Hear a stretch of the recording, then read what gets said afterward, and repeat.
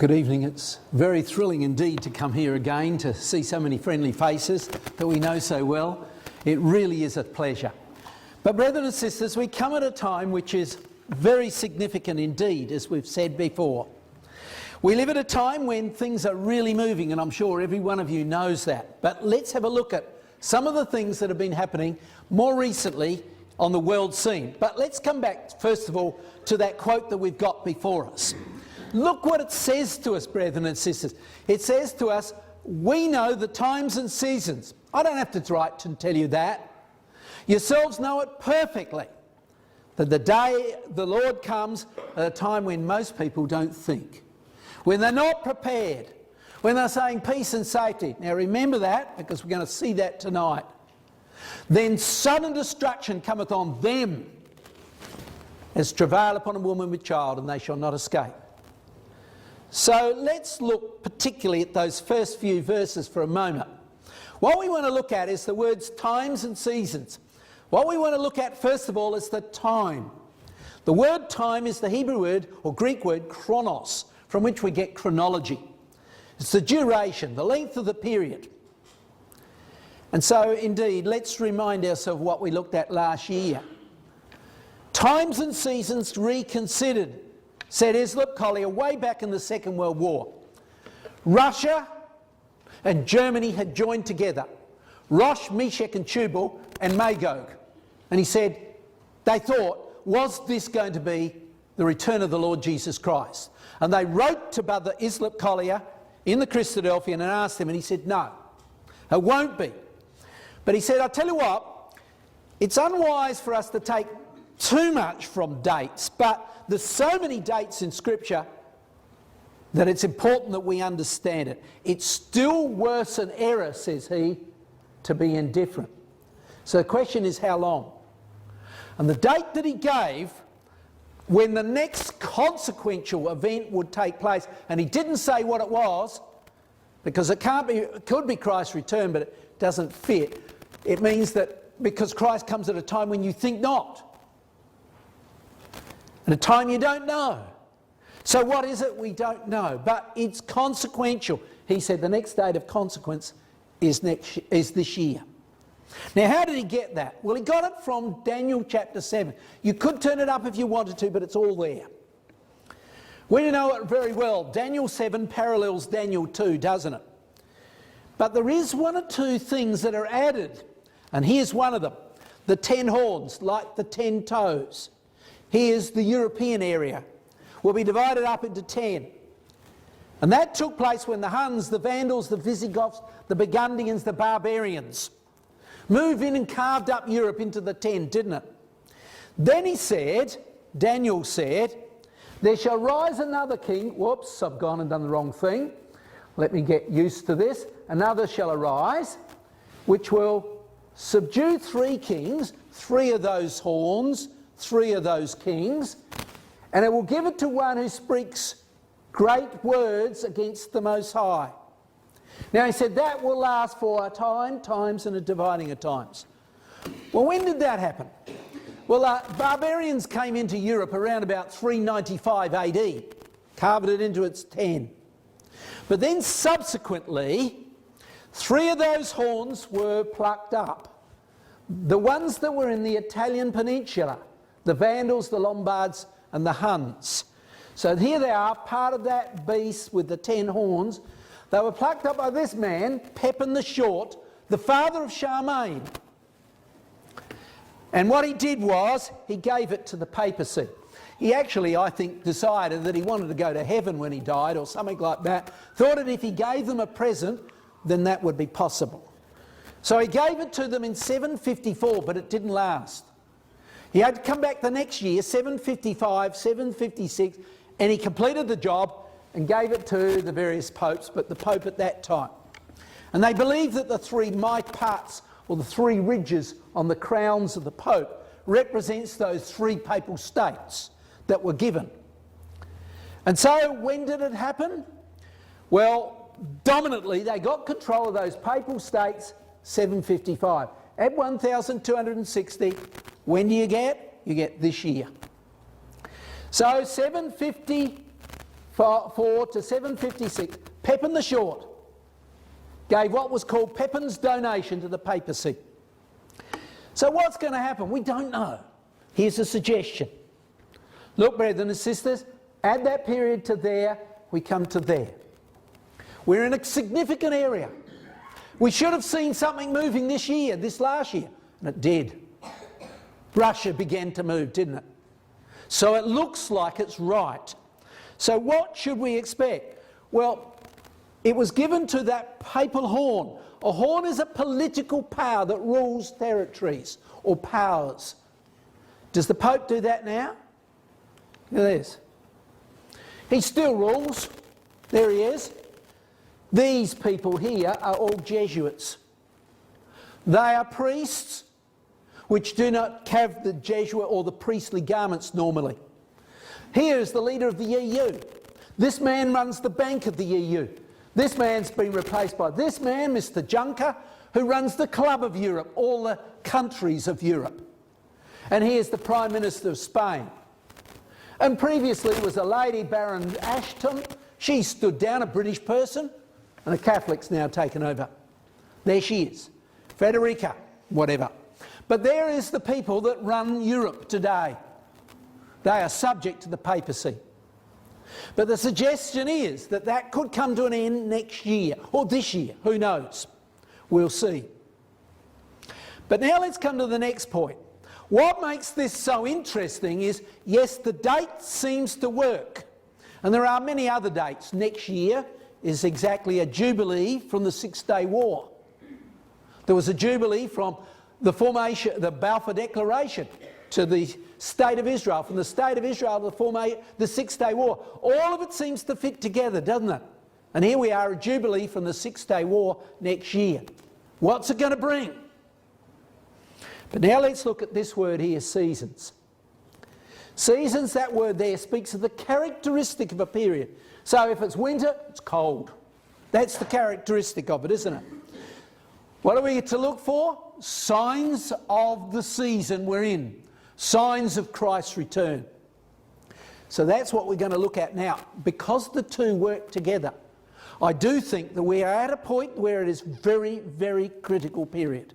Very critical indeed. But let's go back a little bit, and we're going to work predominantly just from key ideas from Ezekiel 38. For those who don't know it quite so well, Ezekiel 38 speaks of the Jews in the land in the latter days. Clearly our time. Clearly now. But it goes on to say in that middle verse, notice, that there will come a power out of the north, from the uttermost parts of the north, a mighty army.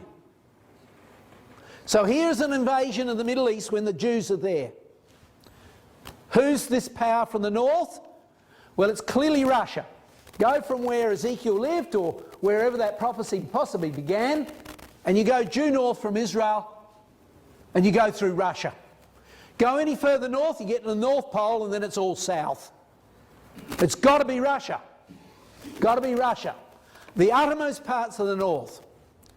And of course we know in the very first verse of Ezekiel 38, it speaks of the prince of Rosh, Meshach and Tubal. Who's that power? Take Rosh alone and go to the lexicon, the leading lexicon of the Hebrew Bible, Gesenius, and he's talking about Ezekiel 38 and 39 where the term's used. And what does he say? Undoubtedly the Russians. Undoubtedly the Russians. So what have we got to see? We've got to see Russia take control of Europe. Russia today in those territories take Ukraine, may go Central Europe and Western Europe. It's got to take control of that area. Do we see that on the way now? Certainly Russia has begun to move, hasn't it? It began to move last year in no uncertain terms. What did Brother Thomas say to us? He said, when Russia makes its grand move out of our title, he said, for us, let us, the reader, then know that the end of all things is at hand. The long expected but stealthy advent of Christ, the King of Israel, will be on the eve of becoming a fact. It's thrilling, it's exciting. The time is short. Now you've all seen this before, but here's the picture of Europe. And what we expect, don't we, is the future movements of Russia are notable signs of the times, said Dr. Thomas, back there in 1848. So we're expecting Russia to control Turkey, move in, Ukraine, move in to control Eastern Europe, which is what we're going to dominantly look at tonight. Then move into Turkey and south to Israel. More on that will be dealt with in the next talk. But now, Russia's movements. Let's look over the last 100 years, from 1917 to now. We'll do that very briefly. But here it was. From World War I to World War II, in the latter part of World War II, she began to move.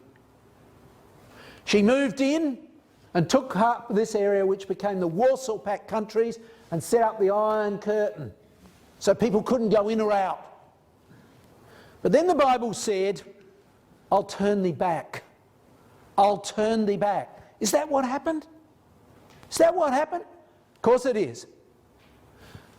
1989, 1991, over those years, Russia became utterly bankrupt because of the low price of oil. And she was forced to retreat, and so there she is today. There she is what she was after 1991 when the Iron Curtain came down.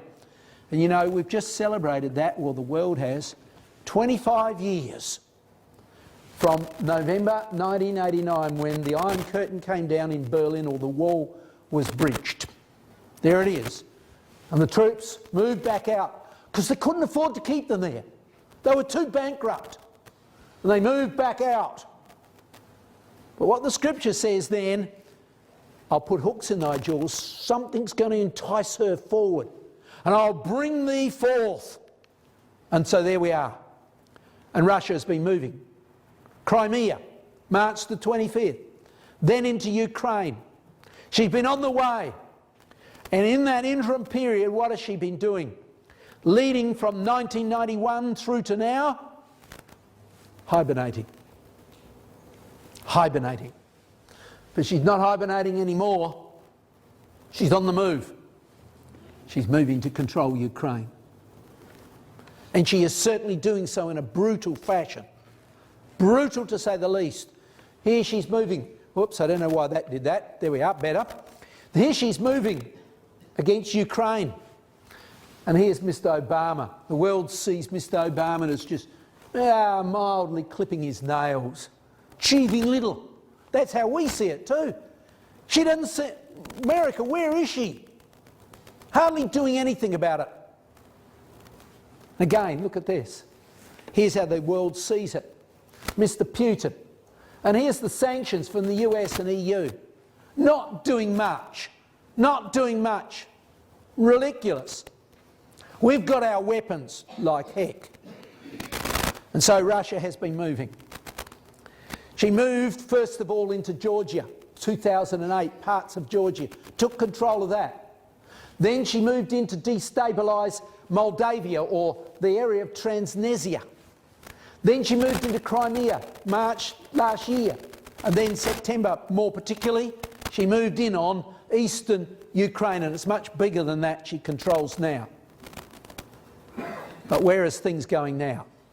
This is what we want to look at. Her army is attacking Ukraine, yes. She's exercising her troops on Europe's borders. She's threatening a nuclear response. She's stating she could and will take East Europe. And she has invaded Europe's waters and airspace. She's moving in an intimidating and terrifying manner against Eastern Europe. That's just what we would expect, wouldn't it? That she's going to control these areas. Daniel 2 tells us that. Ezekiel 38 confirms that. And she's got to control certainly Eastern Europe and be aligned or occupy Western Europe. So the image stands.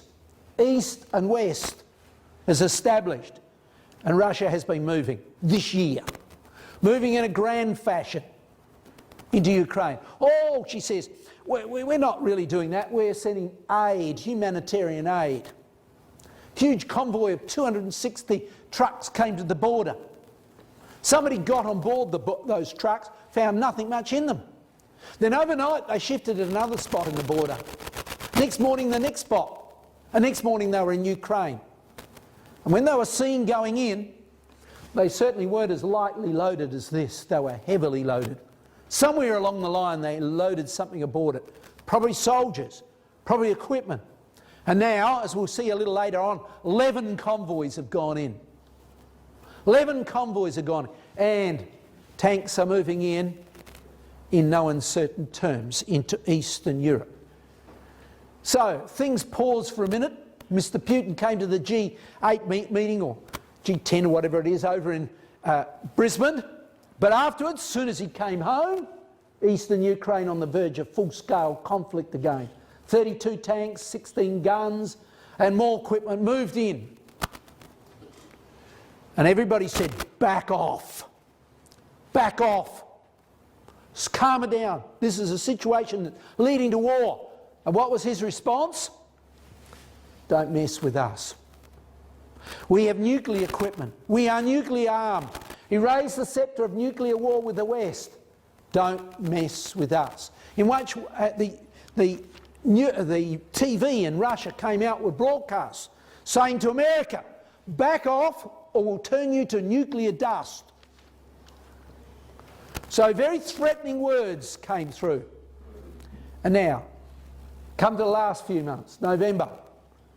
International business paper here in Australia. Vladimir plotting to invade Europe. What we would expect. Putin has a concrete plan to invade Europe. And how far does he want to go? In Europe, Putin's plans of having a sphere of influence across the continent all the way to Portugal. Daniel's image. It's coming together, brethren and sisters. The threat is there. He says, just to terrify people, I can get into 5 countries in 2 days. Here's the capitals I can get to. I can have my troops in your capital. Adelaide, Sydney, Melbourne. Of course, not here, but we know. Imagine if we were worried by that. Imagine the impact it would have upon our minds and thoughts. And that's what he was saying. Here we can see, September last year. If I wanted, Russian troops could be in Kyiv, Warsaw, Bucharest, just in 2 days. Amazing. Terrifying. So what's the response of the West?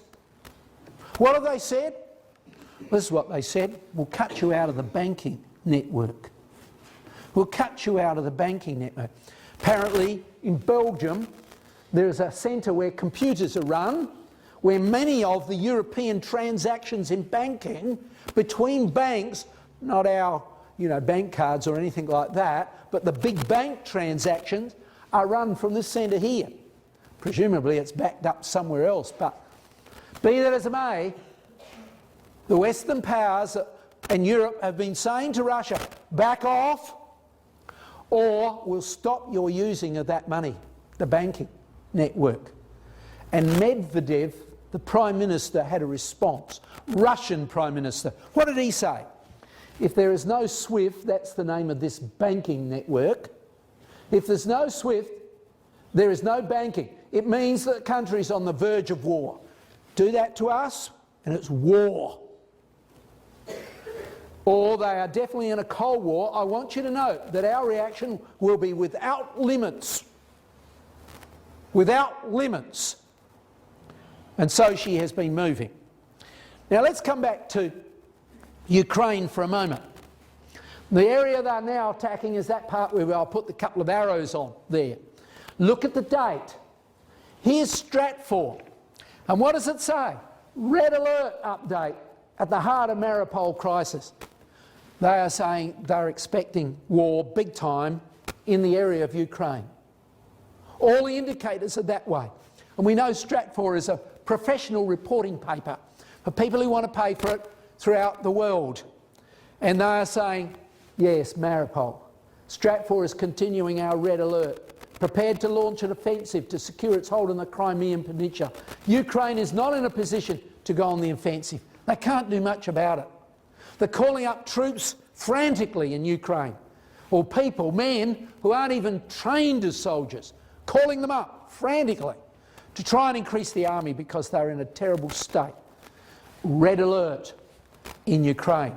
But it doesn't stop there. Look, here's the global research. War on a global scale is the threat. We're looking at World War II appears inevitable. It's difficult not to see a war on a global scale fast approaching. All the signs are here. This is not my words, brethren and sisters. These are the papers. And these are consequential papers that are reporting this. All right? Here we can see another man giving a comment on it. Go and ask the Russians. Mikhail Gorbachev came over to the West and he said, he warns of Russian nuclear war over Ukraine a few days ago.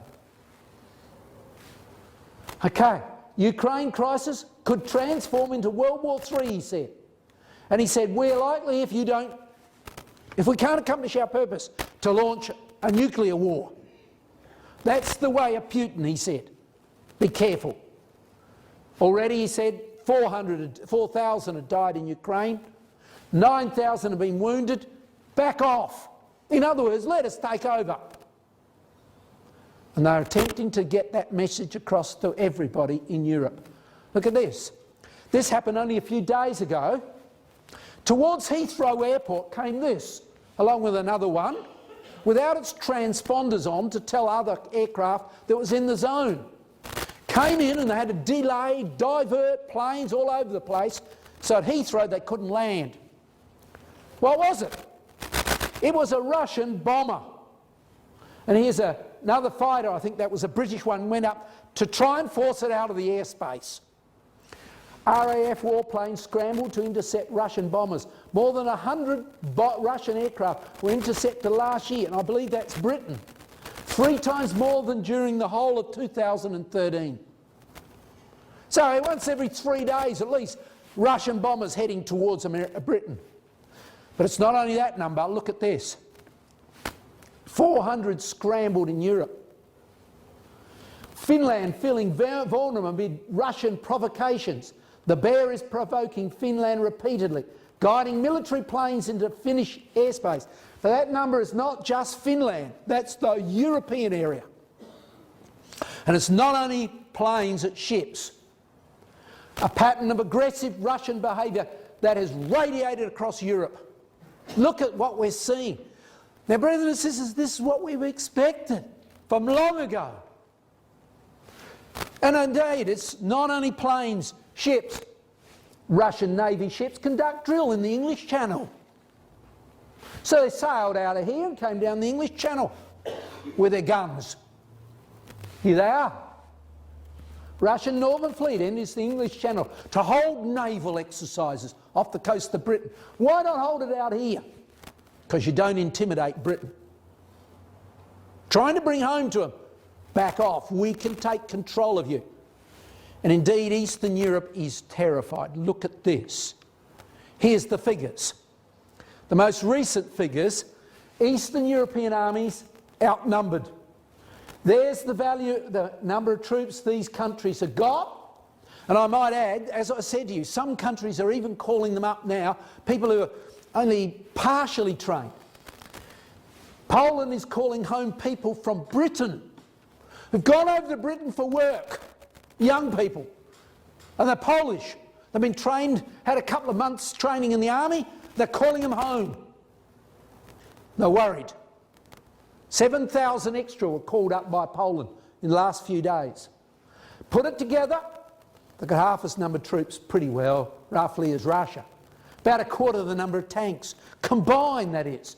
About a quarter of the number of aircraft, combined. Didn't used to be like that, but they thought they had peace. And they've been deceived. Isn't that what we've expected? By peace, he should deceive many. And it's not stopping there. Poles are calling up extras, so's the Russians. So's the Russians. Where are they going to get their extras from? Eastern Europe. The invitation is, hey, if you can speak Russian, in other words, you probably came from a Russian origin, and you're in the age of 18 to 30, and you speak Russian, you can join the Russian army now and we'll pay you. Oh, you live in Lithuania or Latvia? Doesn't matter. So in other words, they're stimulating provocation within those countries. What happened in eastern Ukraine? Rebels stood up, didn't they, and fought the Ukrainians at the start. They were Ukrainians, but they probably spoke Russian too. They're saying do the same right across Eastern Europe. And so, at the expense of former Soviet republics, these young people are being enlisted. And so they're poaching, so to speak, on these countries, trying to get those people to say to themselves, oh, I could get paid, it's not much, but you get paid. Or alternatively, if Russia occupies, I'm on the right side. That's the way they might think. And so there we are, we can see things are moving, and it's terrifying people. Let's look at Sweden for a minute.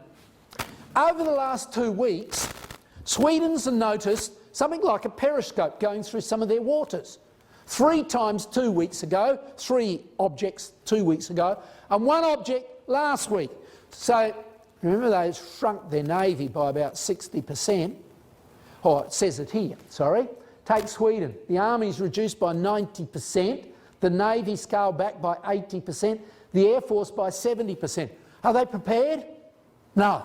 So they sent one of their modern ships out and said, tell us what that sub is down there. They couldn't tell. They didn't know where it came from. They didn't have the equipment on board. So last week, the Swedes spoke to the British. The British flew a plane over. Said, yeah, there it is, there it is. They are Russian ones. They had the equipment on board. In other words, they haven't, it looks pretty modern, but it isn't that modern. It isn't up to date with what's going on. They're ill-equipped to go to war. Ill-equipped to force Russia out. But what about America? What about NATO? NATO to deploy small units in 6 Eastern European nations. Small units in 6 of those countries. There they are. A lot of good that will be. But now, let's go aside from that for a minute. Problems are rising in another way. Problems with the Muslims. Paris terror attacks. 2 million rally as Europe braces for a new terror. Here we can see in Paris huge numbers of those terrorist activities. We're not going into that. We don't want to. But look what they've done. These people have rallied, and across France, 3.7 million rallied to say to the Muslims, back it off, stop it. Not doing a lot of good. And so on the streets of Paris and various different countries across cities in France, they've got soldiers, over 10,000 soldiers. And they're doing the same in Belgium and other places where terrorism is taking place. What's the situation? French armies, oh, it's quite big, but it's completely overstretched. Soldiers are deployed in Africa, and we cannot permanently have 10,000 soldiers on the streets like there are now. We need them to face Russia, but no, we need them to look after at home. So I don't know which way you look at it. They're in trouble. They haven't kept upmarket with the problems, with the weaponry needed, and they haven't got the numbers. And they've got problems at home which they can't control. And Russia's not leaving it there. Early last year, Russia deployed troops near the Polish-Lithuanian border. How could they get there? Well, here's Lithuania. See that red bit there? That's a country called Kaliningrad. On most maps it's just called Russia because they can't fit Kaliningrad in. Such a tiny little place. But when the Iron Curtain came down in 1991, that was the only part of Europe that didn't gain independence or didn't seek for it. It stayed Russian. So it's still controlled by Russia today. So what's Russia been doing? Oh, early last year they moved 3,500 troops in there. Not only did they do that, they have subsequently been moving long-range missiles, well, not that long, but long-range insofar as capable of carrying those ranges nuclear weapons into Kaliningrad. So they had the manoeuvres there last year when they had about 350 hardware, tanks, and so forth in that area. But since then, They've upgraded it to 9,000 troops. And not only that, more tanks, 3,500 I think it is. And as well as that, 55 ships off the coast of Kaliningrad. Here it is, border Poland, border Lithuania, border Latvia. You'd be pretty worried, wouldn't you, if you lived there? You'd be saying to your government, maybe, back off and be friendly with Russia. We don't really want to go to war, do we? And I believe that's where Russia is trying to aim at this stage. And so it's continuing. Russian forces exercise in the Baltic after Lithuania publishes a manual. More on that in a second. Look at the date. Russia deploys troops near Polish and Lithuanian border. The entire Baltic fleet, as well as air and land forces, will conduct drills this weekend. That's only a little while ago, a few days ago. So what are you doing? What's Lithuania going to do? Well, they've done something. Here's what they've done. They've produced a book. Russian Invasion Survival Manual, to be issued, and it should be coming out in the next few days, to citizens in the EU, but first of all to Lithuania. A book of 98 pages of what to do when Russia takes over. And what are they telling them to do? They're saying now, buy food, you'll need it, and hide it. Buy your medicine, get a couple of repeats and put it away if you need it. It's pretty frightening. In that book it shows them routes they can drive to get into another country if Russia occupies, ship routes that they can get through to get out, if they can do it. And then finally they say, well, if you can't, gunshots outside your house, windows are not outside your window, it's not the end of the world, be calm. And telling them what to do.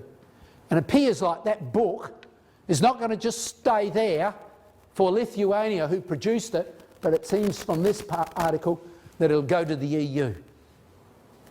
So there we can see the situation. Russia is moving in a terrifying manner. And most of those things, I've been highlighting the dates, showing you that they've been moving in the last couple of weeks. Now, come aside to another point for a minute. Europe is in financial troubles. This man, you might have heard of him before, Professor Rubino. He's the Professor of Economics in the New York University. But in 2008 he predicted the collapse and he became called Dr. Doom. He's ultra famous for his accuracy. And he's talking about Europe facing deflation, unemployment on average there, in Spain 25%, youth unemployment 50%. He's saying, look, Europe's in a huge mess. It's facing economic depression. So they're ill prepared. They haven't really got the means to go to war, to defend themselves. They're in a mess within because of their economic situation. So the leaders are getting the point. And this comes from a prominent paper, the Washington Post. And it reports, it's a lot longer article, I've traced it as best I could. Hungarian Prime Minister said, Putin is a political model to emulate. They're saying placatory things about Russia and about the Russian leadership.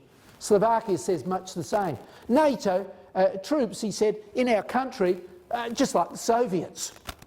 So the Soviets are just like Americans, not much different. Nice friendly guys. Czech Republic, similar comparison. Serbia invited Putin to the Red Army's liberation of Belgrade. Poland was concerned about its isolation and such like.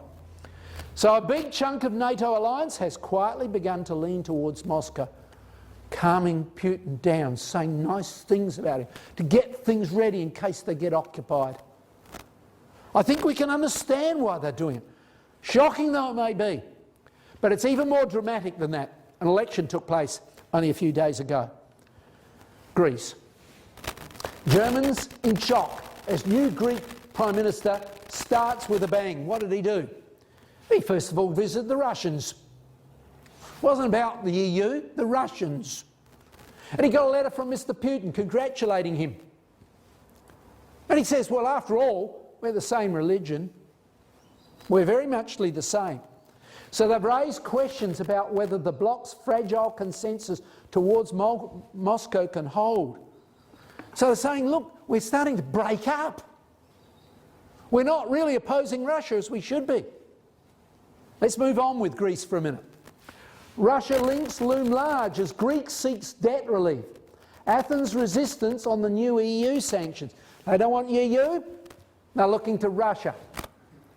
And the new Greek government didn't agree with an EU leadership's resolution blaming Russia for the latest escalation in Ukraine. No, they're not at fault doing Ukraine. That's what the new leadership in Greece is saying. They're not at fault. For sanctions against Moscow, the EU needs 100% vote. That's the terms. 28 countries, they've got to have 28 agreeing. And this man, he agreed for the first time. But they don't think he will continue.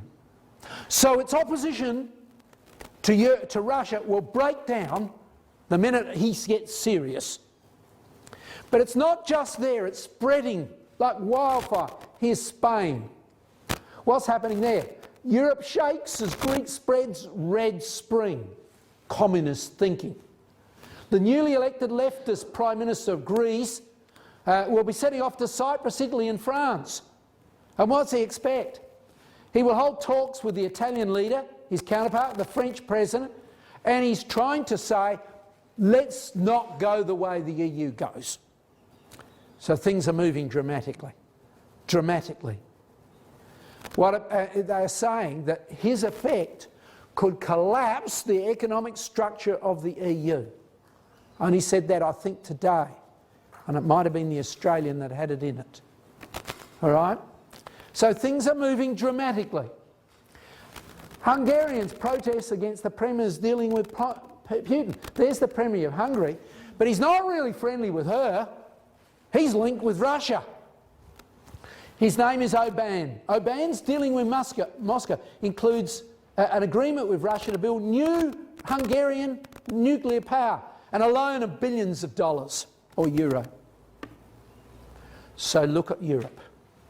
It's going exactly the way we would expect. It's starting to get fractious. It's getting terrified. It's beginning to break up in the face of all of this pressure. And they're preparing for Russian occupation. But brethren and sisters, the Son of Man shall set his face towards, Son of Man, set your face towards Gog, of the land of Magog, the prince of Rosh, Meshach and Tubal. And look what it says, a proud and exalted leader. Same in Ezekiel, Daniel chapter 8. By treachery and craft, deceit, he'll destroy many. And that is his aim. They are a proud man, always going around showing his chest and his might and his strength. And Western journalism says his aim is to establish the Third Holy Roman Empire. Exactly what we would expect from Scripture. And what's he doing now? Sydney Morning Herald, Putin's Russia will become a besieged fortress as it moves towards a dictatorship. That's exactly what it's doing. Putin's regime is on the verge of transition from mild authoritarianism to outright dictatorship. And look at the date this year. Crack down on all signs of popular dissent are taking place. He's got men on the street moving around. He's arming them. They're not soldiers, they're in mufti, so to speak. And their aim is, you step out of line and they will act. And so, for the time being, he's quite popular. But he's preparing in case it doesn't happen. And of course he's aiming to get control of Europe by cunning trickery. I did this once before with you, I think, but there's the 11th humanitarian aid moving in. Remember, Troy fell, the Trojan horse, when they put this horse outside the walls. And the army retreated. They had soldiers inside. They didn't know. They pulled it inside the building, and overnight, or inside the city overnight, these fellas came out and took control of the city of Troy. Opened the gates, next thing it fell. And the papers are saying the same again. They've even got Mr. Putin sitting on the horse as if he's going to ride it to the gates to show his treachery. And things are moving. Now it's expanded dramatically from what I showed you before. It's moving right in, and the fighting is going on right through these areas. Peace talks aimed at halting rising bloodshed in the eastern Ukraine have ended in failure. Date? February the 1st, a few days ago. Going nowhere. And of course, I will put hooks, I will turn thee back, and put hooks in thy jaws, and I will bring thee forth, says Yahweh. What's causing her to move? Well, her economy collapsing. You know, somebody phoned me up, and I can't confirm these figures, but they said, look, they've got an article that shows how much Russia is going into debt every month. And then they were looking at the reserves Russia had. Now, I don't know if this all works. I'm not an expert in it. But when you divide the two in, their economy collapses by December this year. So you can see things are pretty grim. The price of oil is collapsing. 73% of its revenue came from oil this time last year. Not anymore. Oil's gone from about $1.10 a barrel to now down under $40 a barrel. Russia's economy's on the rocks. It's on the verge of recession. What's she going to do? What's she aiming to do? Russia's economy, the end of the line. For more than a decade, oil income and consumer spending have driven the economy. Not anymore. The Economist, the leading newspaper on finance. How long before the Russian economy collapses? It could get a lot worse, a lot sooner. And so they show to us it's moving swiftly towards a collapse situation. Well, is it going to cause them to back off? Brother Thomas didn't think so. Let the Russian treasury be as empty as it's said to be, and its expenditure exceeding its revenue by double the alleged deficit. Is it spending twice as much as what it says? He said it doesn't matter. It will only operate as a pressure from within, causing the autocrat, Mr. Putin at this stage, to enter into the countries and overflow and pass over. Why? To enrich himself with spoil. To go in and loot. To steal and rob from those countries. To remedy his economy. And the first country, Germany. And Germany, of course, as we know, has just in the recent time been going down faster than most in Europe. Its economy is shrinking. Now, these are old figures, but last year, but they still stand. Her economy is in real difficulty because her biggest trading partner is Russia. Biggest trading partner is Russia. So her general GDP has gone negative. Her exports, gone negative. Her unemployment exploded. And then businessmen came to Mrs. Merkel and said, you keep doing this and this is what will happen. Gave her the figures. And it happened. Now there's 300,000, almost overnight, unemployed in Germany. Above what was already unemployed. And the companies, they're the biggest companies. These companies have invested over 1,000 billion in Russia. And they're liable to lose the lot if they continue to be angry with Russia and oppose it. How long can Germany continue what she's doing? Can't be long. Things are looking pretty critically there for her. And what about France?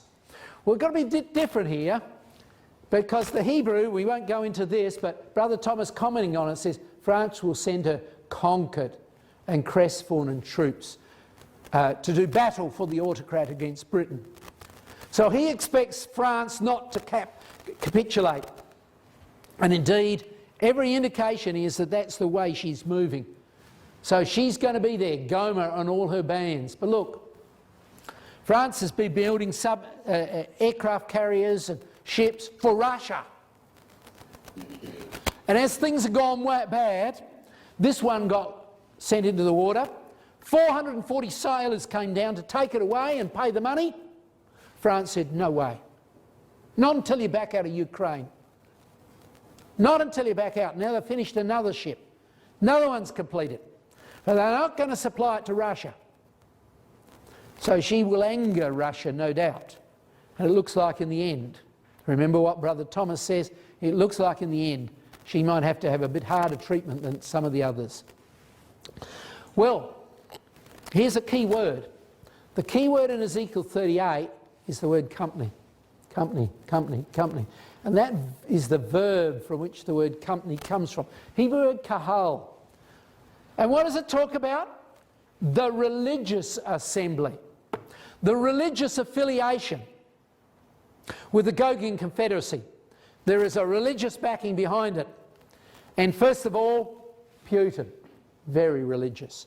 There's his co-leader, Mr. Kirill, the leader of the Russian Orthodox Church.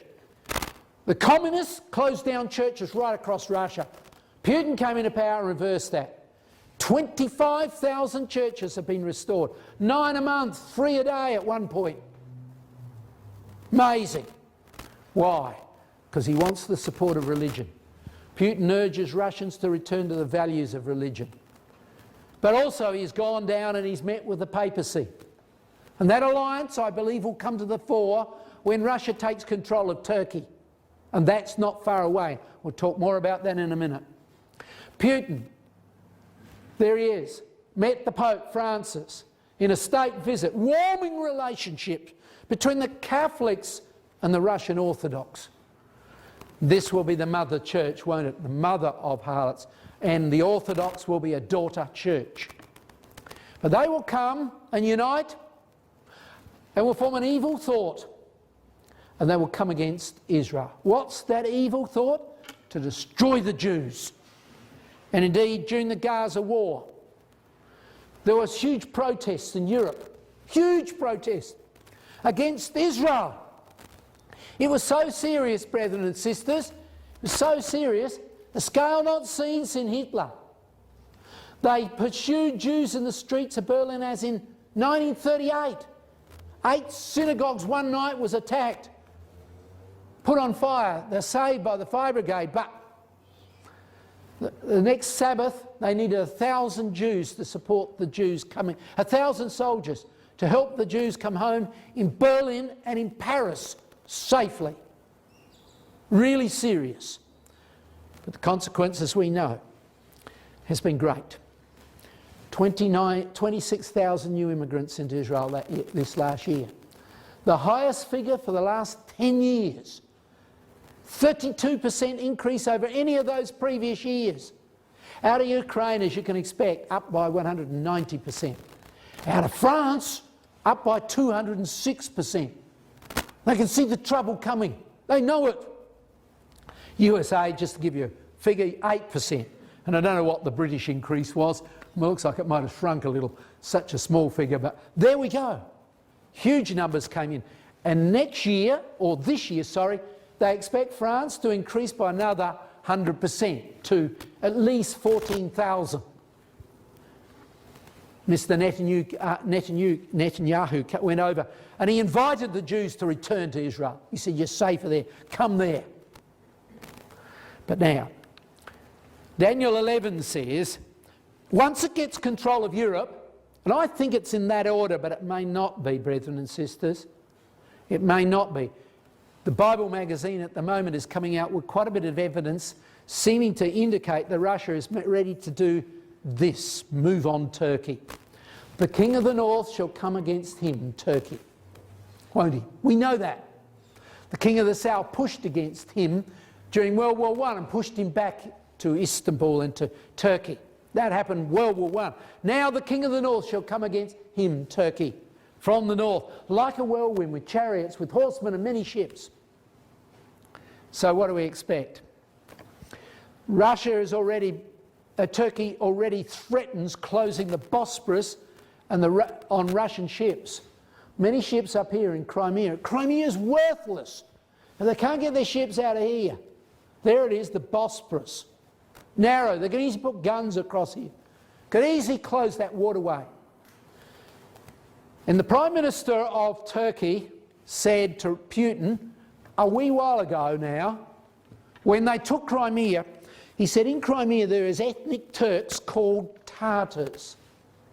If you persecute them as you did last time you controlled Crimea, we'll close the Bosporus on you.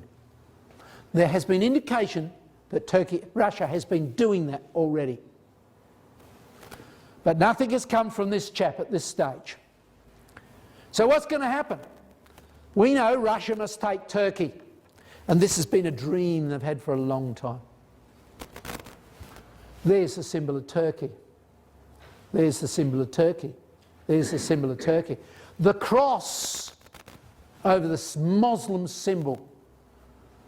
We will triumph over Turkey. We will triumph over Istanbul is a statement of many of the churches in Moscow and right across Russia. See the point? And so we're seeing newspapers coming out. Eurasian Daily Monitor says, Russian push to the south, net assessment of geopolitical developments in the Black Sea region since the start of 2014. And what do they say? They have set the stage for a new Russian drive south, all directly threatening Turkey.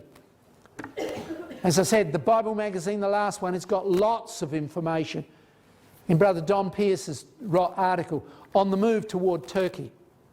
I think Brother Thomas seems to suggest that Russia will first take Eastern Europe, then Turkey, but it doesn't have to. And so, only a few days ago, something strange took place. Mr. Erdogan and Putin have not been getting on. They've had phone calls together when they've been rowing over the phone. They've not been happy. But then Mr. Putin came along and he said, we're not going to build a pipeline through here, the southern pipeline, the southern stream pipeline, through the Black Sea into Romania, which we were proposing to do to bypass Ukraine. We will put a pipeline through here, part of it's already built, through Turkey. And Turkey shot down some time ago a Russian plane, missiles, has done all sorts of things anti-Russian. What's Mr. Putin got in mind? Why is it safe to put a pipeline through here into Greece and Turkey? And he's going ahead with it. My belief is he knows what we know, but not for the same reason. We know Russia will take Turkey, don't we? And he knows that probably before the pipeline's complete, he's got control of Turkey. He's got his timetable worked out. And so things are moving around Turkey. The back end of Turkey is Georgia. Remember, they've got control of those two states. Vladimir signed a strategic state partnership agreement with the breakaway state, moving money in there and soldiers and equipment. And they told the rest of Georgia, don't worry, that equipment's aimed at Turkey. Turkey. So what do we expect? Brother Thomas in Eureka said this, we, that's us brethren and sisters, don't have to wait the advance of the Russian goad against Constantinople. His expectation is that Christ is here before them. So look, let's just pause for a second, brethren and sisters. Look at the state of Europe. It may be that Russia's going to move in, get control of Europe first, and then move on Turkey. We aren't sure. There's a lot of evidence at the moment that Turkey is coming under threat too. And any minute one or the other could happen. Brother Thomas's words aren't inspired words, but he's been so accurate. How long have we got? Think of this year, 2015. Next year, 2016, 49 years from the Six-Day War. 70 years from the end of the Second World War. A generation, the full generation. How long have we got? We don't know. We don't know. But one thing's for sure, things are moving very dramatically, and we should be very serious about the things of the truth, brothers and sisters. We must all look at ourselves and say, how are we going? And so, let's now move on for a second. Let's look at the nations that oppose Russia. The merchants of Tarshish. Britain. Britain was very upset when this man, we saw him before, Mr. Juncker, that Jesuit, took control of and was dreaming to federalise Europe. And when that happened, Mr. Cameron went over and he really strongly said, this man is a scoundrel, he's a cheat, we do not want him. And the vote went through. 26-2. 26 for this chappie and 2 for what Mr. Cameron wanted. One other country supported him. And so Britain's ready to leave, it seems. And now there's elections just around the corner. I believe it's about 97 days, almost exactly, to that event, May the 7th. Here's the parties. Look at the size of the parties that rule Britain. Not much different, really, between them. What's the pivotal thing? Well, of course, these two are, of course, in alliance, and that's ruling the country. But where's it likely to go? There's a new party coming up. It's led by this man. Anybody know him? I bet you've seen pictures of him. He's a man who runs a party called the UKIP party, and it doesn't seem to have anything but one idea: get out of Europe. And it's exceedingly popular. Exceedingly popular. They've had 2 by-elections in Britain. There we are in those 2 places recently. And guess who won them? This new party. It looks like the party that's going to rule Britain is going to have to be in alliance with him. And he's got one issue: get out of Europe. Get out of Europe. So it does look very, very likely political moves will take place in the very near future. Now, Cameron's speech. Is Britain supporting Israel? Before the Gaza war, he flew over there and said, our links with you are unbreakable. Now, time's really gone, so let's move on quickly. What about the Commonwealth countries? The merchants of Tarshish with all the lions thereof.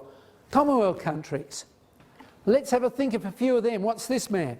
The leader of Spain, Canada, Prime Minister, Mr. Harper, great friend of Israel. My word, and they know it. I got it all laid out for him. The red carpet.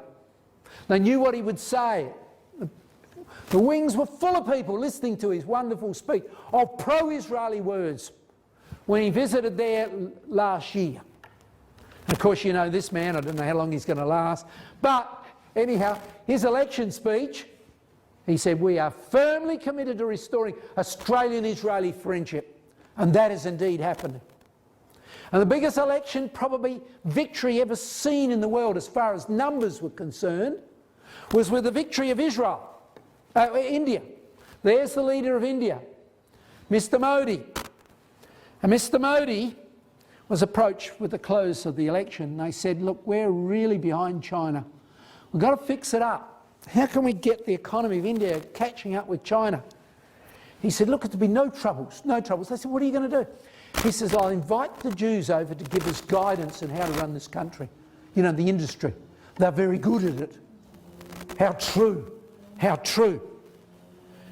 So the paper then came out. India's next Prime Minister touted as Israel's best friend in Southeast Asia. There it is. And he's very much friendly with this man. Prime Minister of Israel. The India-Israeli defence relationship, Netanyahu says, the sky's the limit. We'll give them every help they want. We'll be united together. So we see Commonwealth countries standing together. Well, now let's bring to the last point. Beat your swords, your ploughshares into swords, and your pruning hooks into spears. The world has got to then arm.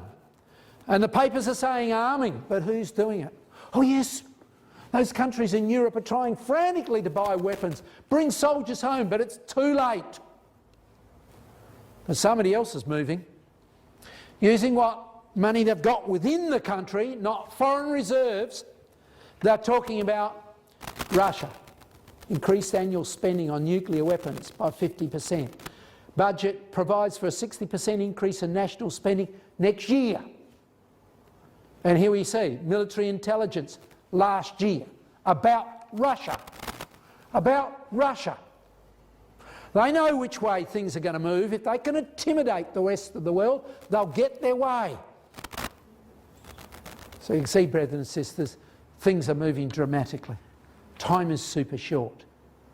Well, let's close by going to the words we started with. But at the times and seasons, brethren, you have no need that I write unto you. For yourselves know perfectly that the day of the Lord cometh as a thief in the night. You go outside our walls and go and talk to other people about what's going on worldwide, they won't hardly know about it. It's going to come like a sudden jolt. It's going to be like a thief. You know, when a thief robs a house, they don't phone up and say, we're coming, without warning. But look at what we're seeing. We don't know if it's going to come right now, but by gum, it looks it. Remember, like the birth pangs of a mother with a child, and it's come on and off, on and off, on and off, hasn't it? And look at it now. We've got to ask ourselves, is this the final stage? And what are they saying? They've been saying peace and safety. Look how Europe's defended itself over the last 25 years. The weapons it's accumulated. Backed by, take Sweden, by 70%, 80% and such like. They've been deceived. Let us not be deceived, brethren and sisters. Because when they feel that, then sudden destruction cometh upon them. And it looks like over the last month we're getting the signs of it on the way. But brethren and sisters, let us go on. Let us not sleep as do others, but let us watch and be sober, putting on the breastplate of faith and love and the hope of salvation. Brothers and sisters, think about it. The time appears to be very short. It fits exactly what we've thought about. It's what brethren have been saying for years and years. Brother Thomas, Robert Roberts, here's the Collier. We're seeing it moving. And the signs seem to be fitting it. And the times seem to be matching it. We can't be certain, but it looks highly like it. So therefore, what does it mean? Well, what it is we should not go to sleep on this information. If I'm wrong, so what? But if I'm right, my goodness, what a wonderful thing if we are people who watch. Watching not necessarily only outside, but watching ourselves, seeing how we're walking. And we're sober about these matters, serious. Putting on the qualities that Christ wants of us. Faith, hope and love. Brethren and sisters, the time's almost here. We need to be ready. We need to be prepared. And indeed, the day is almost here. Let us pray that it might be here, brethren and sisters. I'm sure each and every one of you would love it. I would love it. But therefore, let us be people who are serious about our prayers, serious about our reading of the Bible, our study of God's Word, and our walk in the truth. Thank you. Well, brethren and sisters and young people, it is indeed a pleasure to be here with so many friendly faces again, to come to around Yahweh's Word and to look at what we can see on the world scene. You know, since we were here 1 week ago, we've seen Mrs. Merkel and Mr. Hollande, in other words, Magog and Gomer, go off to see Mr. Putin, Rosh, Meshach and Tubal. And what they're doing is trying to placate the situation in Ukraine. That's the way they view it. And then Putin, then Obama became involved. He says, we will give destructive weapons to Ukraine. That's the only answer. They said, no, no, no, no, and backed off. And so we can see the situation looming where all of Europe will come under ultimately the control of Russia. You can't deal with Russia in the weak way we're seeing they're dealing with at the moment. And so things are moving. But that's not our subject tonight. Our subject, of course, is the area of Israel. So here's the reading that we've just looked at, brethren and sisters. And what we're seeing, of course, is that Jerusalem will be like protected as it was of old. Remember Moses, when he went down to Egypt, there was Israel like a burning bush, but it was not harmed. It came under pressure for all those around it, but it was not destroyed. That's Israel today too. That's Israel today. Because after all, they are the apple of Yahweh's eye. And remember what we just read here for a moment in Zechariah chapter 2. He says to us there that what he will do, verse 2, then said I, whither goest thou? And he said unto me, to measure Jerusalem, to see what is the breadth thereof and what is the length thereof. And he says, I'm measuring, really, the idea is the time until which judgment will come upon it, and finally the establishment of the Lord Jesus Christ and his kingdom. And we're looking forward to that time, aren't we? But let's remember, here's the Spirit of God. Let's retain that in our heart. Here's God's attitude to the Jewish people. Beloved, loved, his holy people, his chosen people, his peculiar treasure. the apple of his eye. Yahweh loves that, people.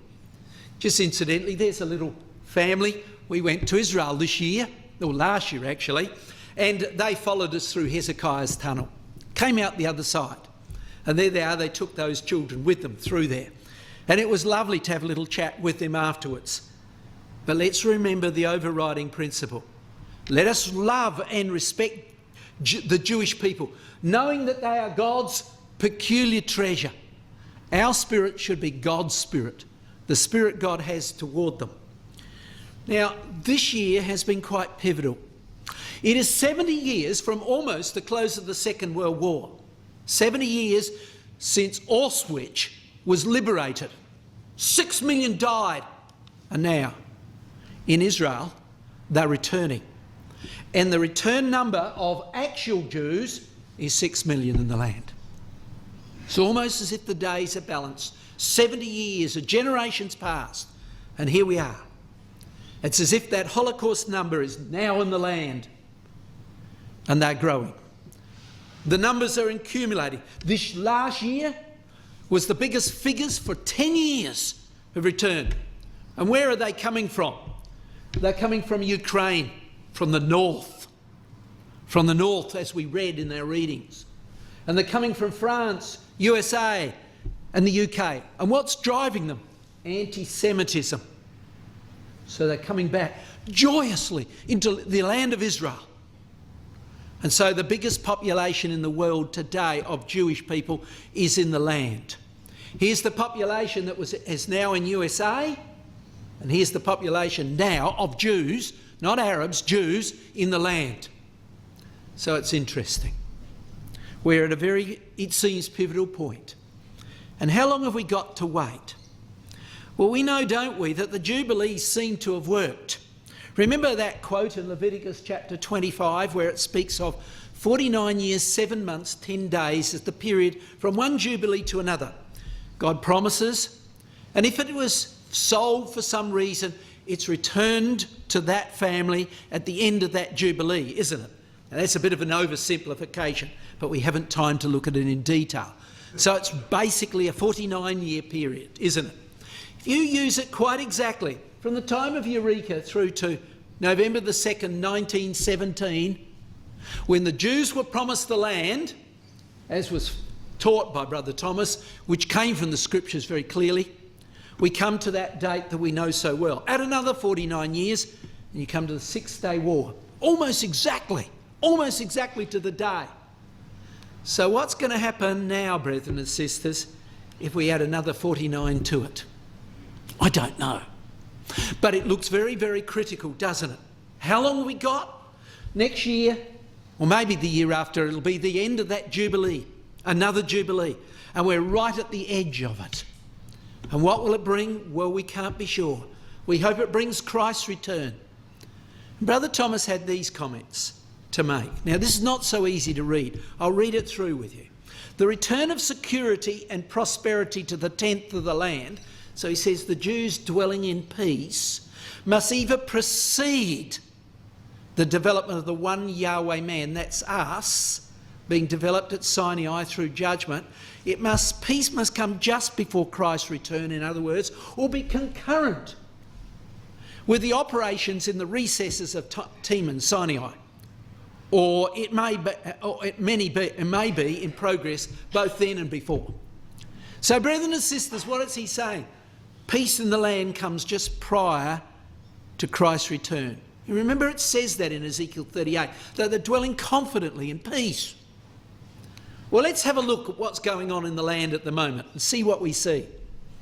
All right, so an overriding comment was made, and it's a year or so back, that the winners, the ones who are benefiting from the Arab Spring, is Jews. The upheaval of the last 3 years, he says, have left the Jewish state historic enemies universally weakened, while Israel goes from strength to strength. And again, Israel may well emerge as the only real winner of the Arab Spring. So Libya, Ethiopia, all of these countries, Egypt, carving themselves up in chaos. Look at Syria now. But what about Israel? The only real winner, it seems, as the Arabs are carving each other up in the troubles that are going on. So let's have a look at, come back to the last year, the Gaza War. During that Gaza War, Israel had allies in the Arab world. Who were they? Jordan, Saudi Arabia and the United Arab Emirates has effectively lined up with Israel in opposition to Gaza. They could see what Israel was standing for and lined up with her and supported her. But no, not the only ones. The Christians are too. Christian Arabs. Here we are, man from up in the area of Nazareth. And he's encouraging in his congregation the the Christian Arabs to join the Jewish army, the young ones. You young teenagers, he's saying, you get in the army, because if the Arabs take over, the Muslims Arabs take over Israel, they'll eliminate us. So the number of Arabs joining the Israeli army jumped by 300%. 300%. Not just Christian Arabs, but also the Druze. Because they can see what's going on outside the borders of Israel. The only safe place is in Israel. Israel can't fall if they're going to survive. So they're joining up with Israel and supporting it.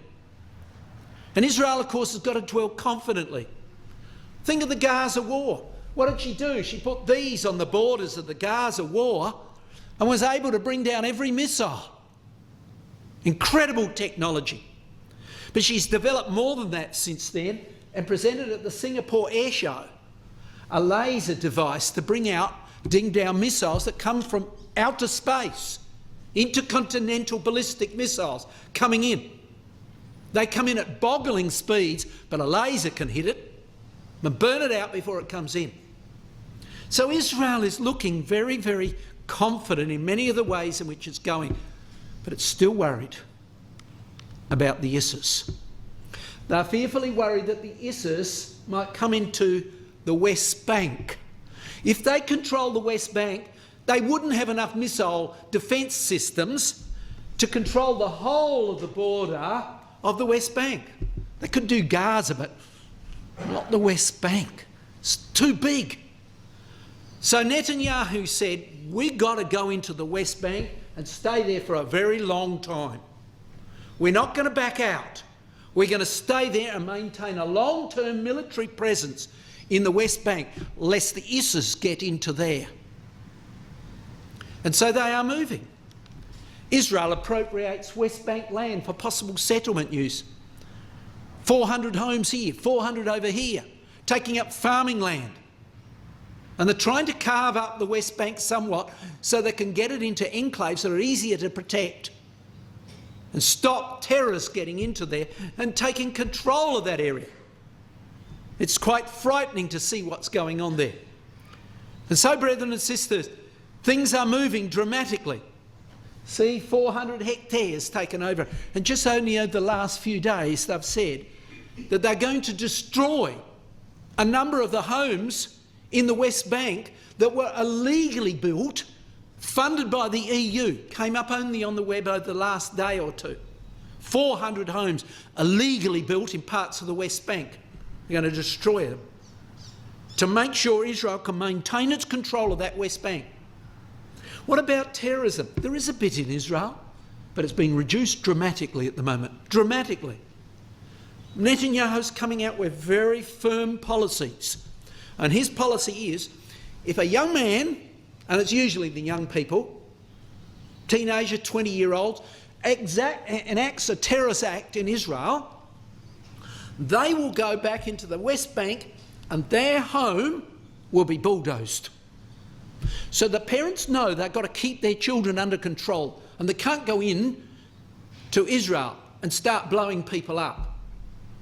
You know, it's a real advantage to the Palestinians to have their child do that. If they die in it, they are funded by the terrorist groups like the Hamas, or they were, up to $1 million each. Lose a kid? Well, you do well. So Israel is saying there's a consequence, and it's beginning to work. Now let's go and look at some of the neighbours, and we'll come back to Israel in a minute. What about Egypt? Helping Israel. We said that before. And we would expect that, won't we? Because we remember when the king of the north comes in, he attacks Egypt. Egypt's not going to be with Russia in the end. And things have been changing in Egypt. Mubarak, he was relatively helpful to Israel. He's gone. Another man, Morsi, took over. He ran a religious group that was affiliated with the Hamas, we know as terrorists. He's gone now. And now this man, an army man, is back in power. Mubarak was an army man. And so here we've got General al-Sisi, and he's back in power. And so much the same as in Mubarak's day, but now much more pro-Israel, the rulership has changed. So what's happening? Cairo fights Islamic militants in Sinai. The Egyptians send many of their soldiers into the Gaza Strip, into the Sinaitic Peninsula. And they're losing men. You'll hear of, they've been hit. A busload of soldiers went by and 30 were killed. Another group of 20 died only a few days ago. Huge numbers of Egyptian soldiers are losing their life in Sinai because it's full of terrorists. Sometimes Bedouin groups, trained by the terrorists. Sometimes people from the Gaza Strip, trained by the terrorists. And lots of people have been killed, says this magazine, or Reuters, sorry, says. And they're spreading across the north of Sinai. According to one militant, about 1,000 have been killed. Egyptian soldiers. Egypt says we can't keep this up. It's just going too far. And the major problem is they're getting weaponry coming in from Gaza. That's the way it used to be. So there's Gaza. We remember here's Israel. There we are, better map there. There's the Gaza Strip. And here's the boundary cut off from Israel. Israel's maintaining its border well. But this is open in a sense. Along here, people have built a lot of homes. And under the homes are tunnels coming up. And terrorists are bringing equipment in from the Sinaitic, across Sinai, from ships, and taking them across those tunnels into Gaza. Gaza's getting equipped. But now it's going the other way. The Egyptians have cut off access to Gaza, and now they're bringing the weapons out here and attacking Egypt. So Egypt's acted. Over 1,200 smuggling tunnels have been destroyed, they claim. Seems hard to believe, doesn't it? These are figures I've just read from the papers. Seems stunning. And so here it is. Most of the tunnels have been destroyed. Every now and again they find a few more. But up until now, through those tunnels have been moved equipment and stuff and food and all sorts for the Gaza Strip, and the Hamas taxed it. And we're making 230 million a month with equipment coming in. Not anymore. Not anymore. Egypt has had enough. They've lost too many men. They've gone along that Gaza Strip, maybe we'll go back for a minute. They've gone along here, and they've gone to the homes in that area just only in the last couple of weeks, and they said, we've had enough. Up to 1 kilometre away from that wall, that boundary, leave your homes and we'll pay for your house. If you don't leave, you'll lose it. And in came the bulldozers, and they levered the whole area. And that's what we're seeing here. Here's 60 of the tunnels destroyed and some of the homes being bulldozed and destroyed. Okay, clearing more than 800 homes destroyed, displacing more than 1,100, but they can't do anything else. They've got to get rid of them. It's gone crazy. And now Egypt's also had enough with the Hamas. They've gone on to the international people who've said the Hamas are good guys and said, no, they're not. They're a terrorist organisation. Look at the date. It's a terrorist organisation, says Egypt, and acknowledge it. And label them very clearly that they are a real problem. A real problem.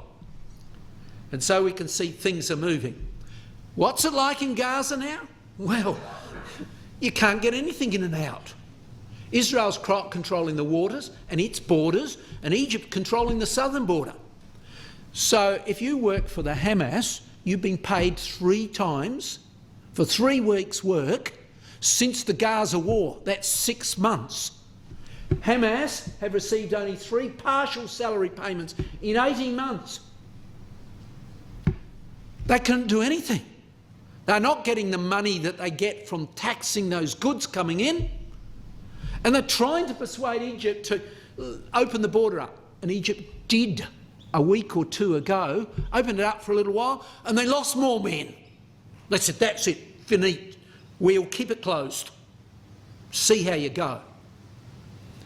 Some of the kids in Egypt, in Gaza just a little while ago, just before Christmas, said to their parents, apparently it was widely reported, why don't we become Christians? If we go Christians, the Jews let us cross out of Gaza and go across to Bethlehem for Christmas. If we do that, at least we can get out and in for a little while. It's horrible here. My word, it would be. It would be.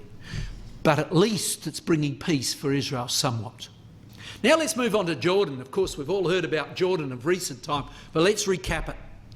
We remember, don't we, that Jordan will be pro-Western. When Russia enters into the glorious land, and many countries shall be overthrown, these escape out of his hand, because they're not supporting Russia. Edom, Moab and the chief of Ammon, which is the territory today of Jordan. All right? Now, Jordan has always been very pro-Western. The king, King Hussein, his mother was born in Britain. His grandmother was born in Britain. So he's 3/4 British, isn't he? And they've been very pro-British, and the British and the Americans have helped. Go back quite a way. Look at the date there. Large amounts of American equipment was sent there when they pulled out of Iraq, brought it into Kuwait.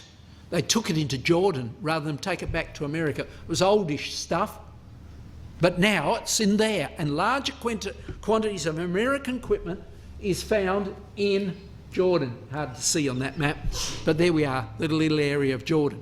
So it's pro-Western and pro-Israel now. They were trying to get gas. They used to get gas a year or 2 ago from pipelines coming across the Sinai Desert from Egypt. No, not anymore. The terrorists down there, like they've been blowing up Egyptian soldiers, have been blowing up the tunnel or the pipeline. So where can you go to get gas for your power station and you can rely on it? Well, of course, Israel. So they signed a $500 million gas deal to bring it into the Hashemite Jordanian kingdom. And it's going to come from their first find, and it'll start next year. So they're bringing gas into there. So aligned exactly as we would expect with the Western powers and with Israel. Fits exactly as we would understand. And we would have understood from Brother Thomas many years ago.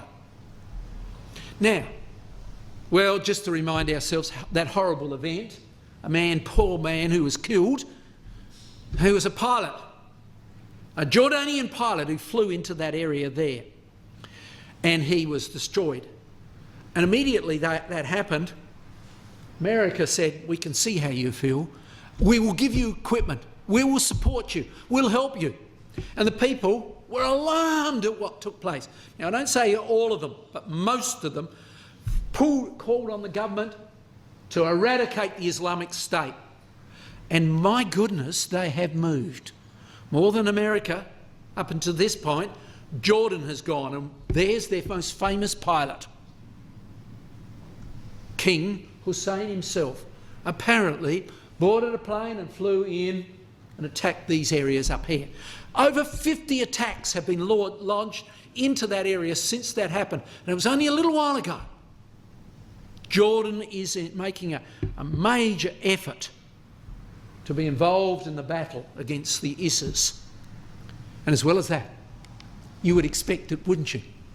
The ambassador returned to Israel. Jordan envoy to go back to Israel after recall. There were some problems on the West Bank in Israel over the Temple Mount, and the ambassador was called home. But not anymore. He's sent back to Israel, and he's down there in Tel Aviv, where the embassy is held. So we can see Jordan is fitting exactly where we would expect scripturally, isn't it? Precisely. What about Arabia referred to in the scriptures? Well, it should be a pro-Tarsian ally, isn't it? A little difficult for us yet to fully know where things are moving, because the previous leader only died a few weeks ago and this man has taken over. He was the Minister of Defence for a while, so he switched on as far as weaponry and fighting is concerned. But let's remind ourselves of the stance they took of old. So I haven't changed the picture. There's the previous leader who's just died. And they were pointing out how worried they were over the weaponry building just across the coast from there. Nuclear. Iran's trying to build nuclear weapons. So Saudi Arabia said, we can't do it, but we got the money. So they went to Pakistan and asked Pakistan for their long-range missiles, bought them, and some caps to go on the top. And it's believed they've got some nuclear weapons there too, ready for Iran if Iran gets silly. And so here's how the papers once considered. I think it's quite true today. There was the leader of Iran a little while ago. We remember him. What nukes? We don't have them. That's what they're saying now. Not true. See, sitting down with these guys works, said Obama, and he seems highly deceived, and we're seeing the same right now. We'll talk more on that in a minute. So how are they going to defend themselves? Well, this is what they're talking about. Israel said to be working with Saudi Arabia on an Iran strike plan. Come through us and hit Iran, we will be happy, because it gets those weapons destroyed. And we know you're pretty good at it, Israel. And so it seems they've been talking behind the scenes on it. And of course they have also been talking with this man, Cameron, the leader of Britain. Again, exactly the way we think.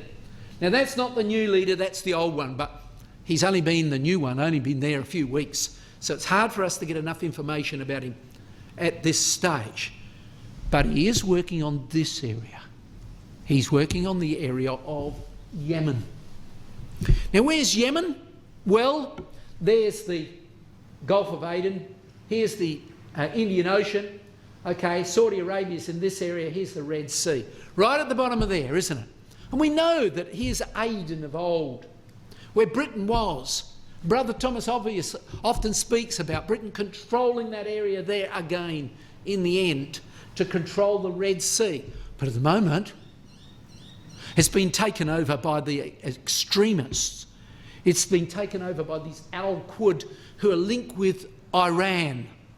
And the Houthis, another group, don't worry about the names, they're taking over this area here. And they've kicked out the Prime Minister or President, and he's had to flee the country. And so America's influence there is gone for the moment. The previous leader deferred to America. Not anymore. And so things have changed. Now these terrorist groups or these tribes are linked to Iran. It's worrying the world terribly, because still about a third of the world's, quarter of the world's oil passes through that Red Sea. They're very worried over it. And Saudi Arabia is moving on it straight away with this man. He's trying to influence those that are in this area here, that they might take back control of that area of Yemen, what we call Sheba of old, where the Queen of Sheba came from long ago. Now, let's come to this country. There's not much we can say. That's the state of Syria. Utter chaos. Israel enemy destroying itself within. Indeed, it is in a very, very difficult plight. Up to the north, the ISIS crowd are taking over. Down to the south, Damascus, and Assad is desperately trying to hold on to his control of the country. The weather changed the other day. Apparently he flew 200 attacks up into the ISIS area to hammer them. Winter had passed and there was a few clear days, and he moved again. But he's not getting control totally of that country. It's chaotic. But what about Israel? Well, Israel has already said many times, it's one of the leaders over there, the Zion Defence Minister, warned several times that we have a red line. Don't cross it. And Jordan appears, and Syria appears to be, relatively speaking, honouring that, keeping away from that. Oh yes, terrorists come in, which aren't under the control of Syria. The Hezbollah people come down only a few days ago, along with the Iranian chap. and Israel attacked them. But largely speaking, they've been staying away from attacking Syria. Some years ago, Syria, here's Assad, the leader of Syria, seeks Israel to continue to allow him at least to control his homeland territory. The Alawi group up there said, just keep on our side for the moment, because the place is out of control, utterly out of control. But let's move on. Iraq. There's Iraq, and it's got ethnic groups in there, or religious groups in there. The Kurds, which are one group, and then these Sunni and Shiites are two religious departments of the Arab area. Usually these are more radical than these, but these are the ones backing the ISIS at the moment, and they are much more radical. So what do we expect?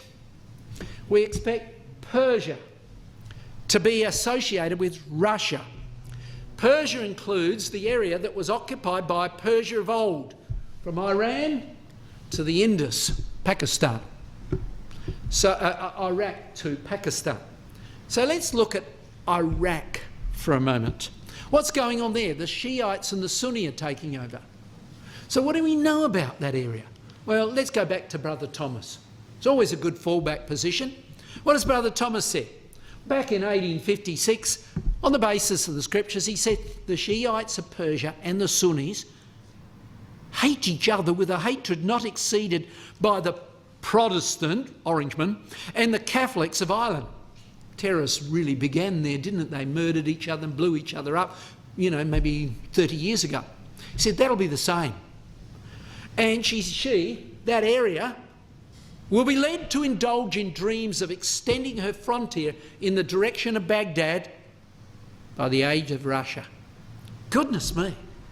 Are the Shiites and Sunnis blowing each other up? Of course they are.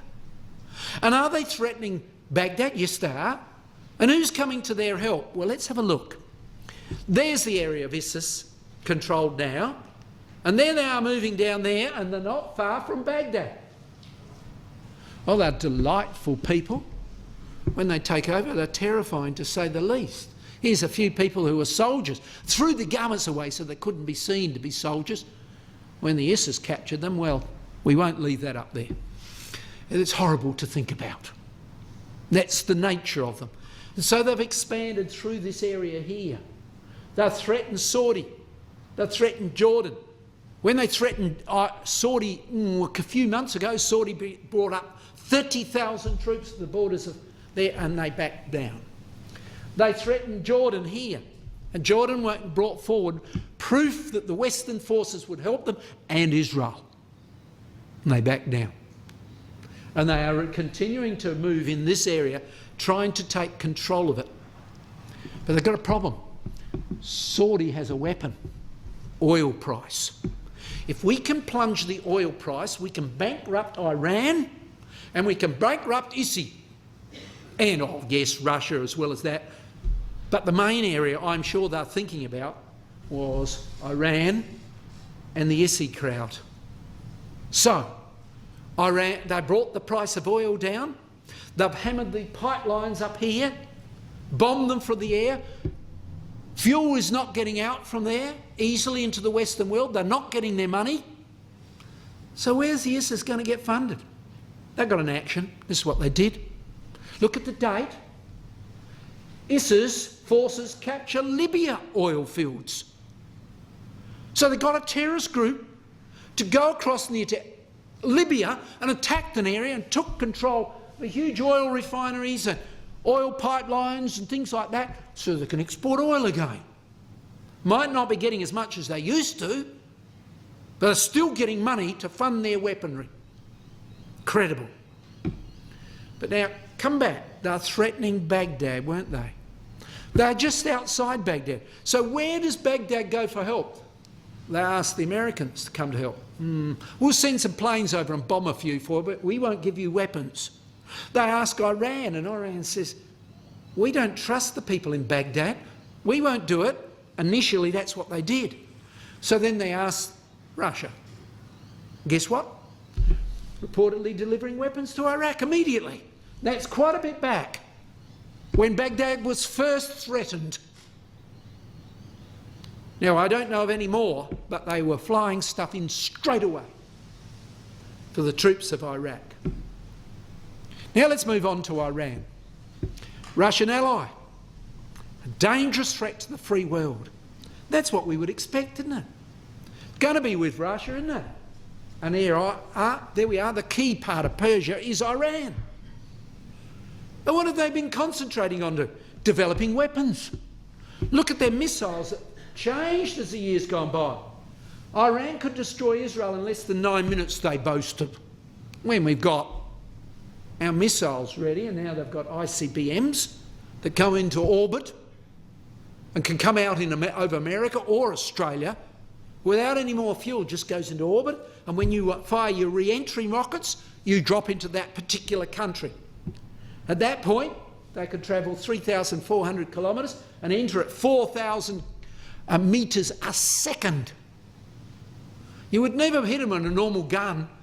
Lasers can hit them. And so they are developing weapons. Putin came across to the G8 meeting in Brisbane. When he came back, his first contact was Iran. And they were ready to talk to, the Americans were ready to talk to Iran about them stopping building nuclear weapons. And they were going to meet on November the 25th. Just before they got there, Russia did something. This is what Russia did. Deal calls for Russia to build 8 nuclear reactors in Iran. Pulled the plug on the meeting straight away. We'll start building 2 nuclear reactors straight away and we'll bump it up to 8, said Mr. Putin. What could the Western world do? The talks collapsed. Absolutely collapsed. It was useless. Chaotic events were going on. And so things are moving very dramatically as things go on. Now, the price of oil has dropped. It's hurting Iran. What was the first action that was taken? Well, here's one of them. They moved into Libya. They bombed in Libya. This is before the ISIS took control of quite a significant area. They went in and bombed some of the oil tanks on the coast and pushed the oil price up a little. They didn't stop there. On November the 26th, don't know if they were choosing a special day, but, you know, they closed the Persian Gulf. They had for a week the largest Iranian manoeuvres ever seen at the headwaters of the Persian Gulf. Message, America, Britain, the rest of the world, if we want, we can close this Gulf. You be careful what you do with us. We can close it. So out came their aircraft, out came their ships, and for a whole week they manoeuvred in that to prove they are in control. Brother Thomas had a comment on that.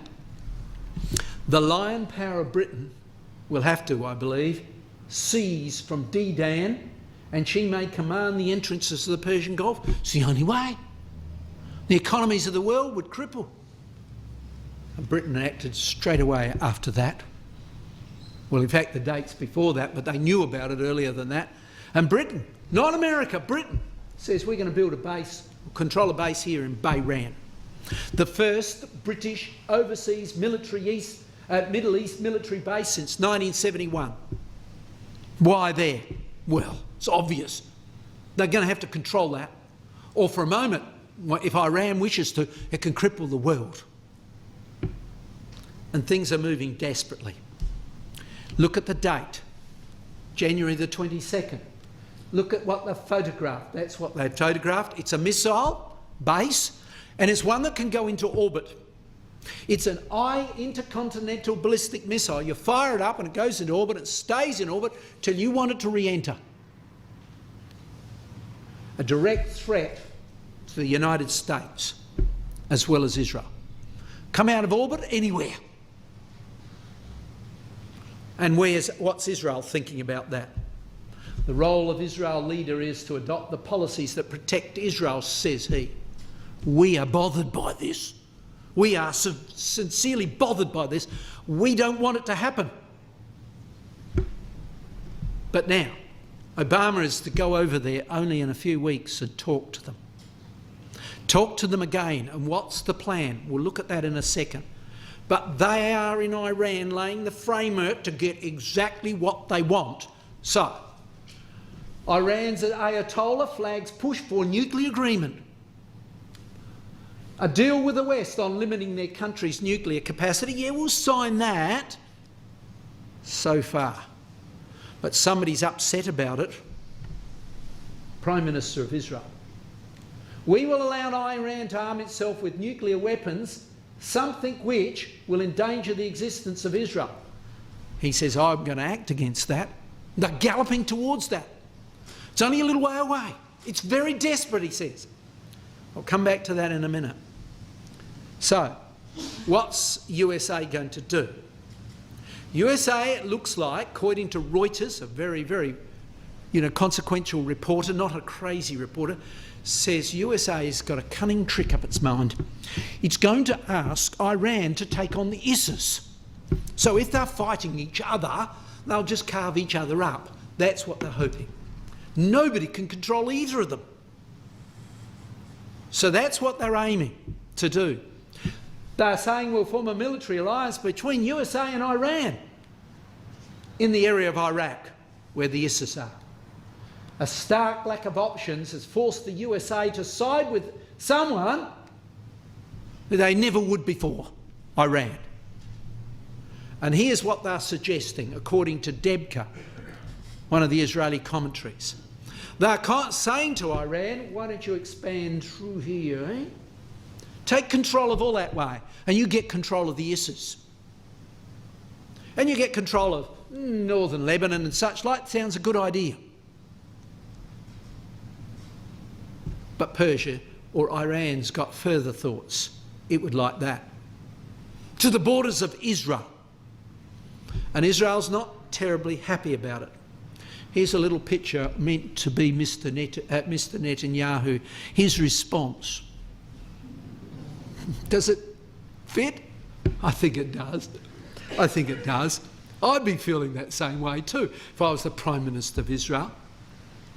They're very worried about him at the moment. Within a month he's going over and he's going to talk to the Congress.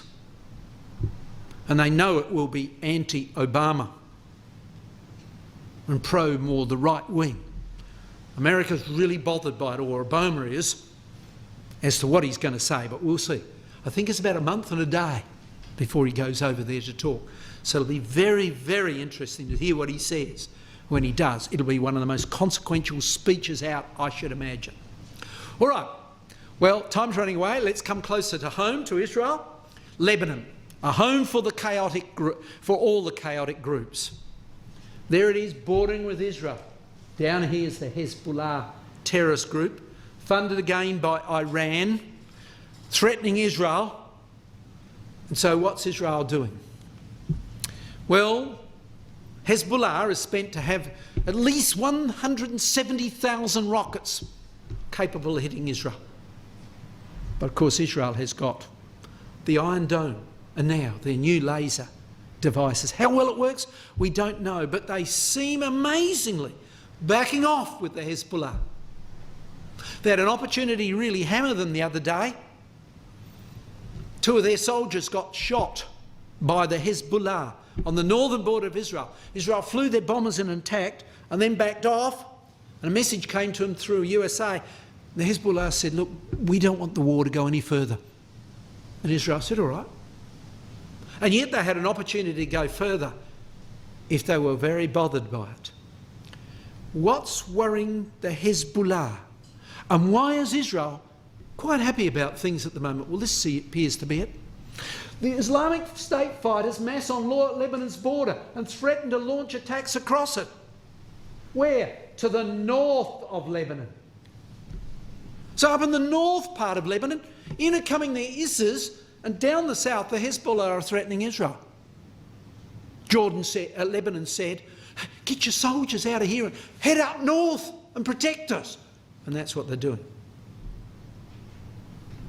Just mayhem, isn't it? Utter chaos. But again, the trouble in the Arab world, his hand shall be against every man's hand, Genesis 16, is certainly happening. And keeping the Arabs off the back of Israel. And you know, Lebanon really is crazy because it's got a huge potential if it only wants to. Look at this.